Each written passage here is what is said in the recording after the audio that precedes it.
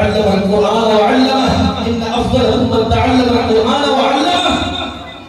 اور خود رسول اللہ صلی اللہ علیہ وسلم معلم تھے، استاد تھے، آپ لوگوں کی تربیت کرتے تھے، لوگوں کو پڑھاتے تھے، جو آپ کے ہاتھ میں آ کر بیعت کرتے تھے. آپ نے مدرسہ بنا رکھا تھا جس کا نام تھا مدرسہ صفا، وہاں پر آ کر طالب علم صفا میں بیٹھ کر آپ سے تربیت تعلیم وہ حاصل کیا کرتے تھے. رسول اللہ صلی اللہ علیہ وسلم نے فرمایا انما انا لکم بمنزلۃ الوالد اعلمکم،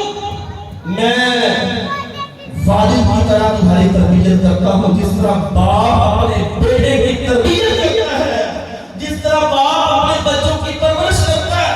جس طرح اس کو برائی سے روکتا ہے، نیکی پر لگاتا ہے، جس طرح چاہتا ہے میرا بچہ کچھ اچھا کرے، برائی سے بچ جائے، برا کام نہ کرے، اسی طرح رسول اللہ صلی اللہ علیہ وسلم انا لکم بمنزلۃ الوالد، میں تمہارے والد کی طرح تمہاری تربیت کرتا ہوں. معلم ہوں، آپ تربیت کیا کرتے ہیں والد.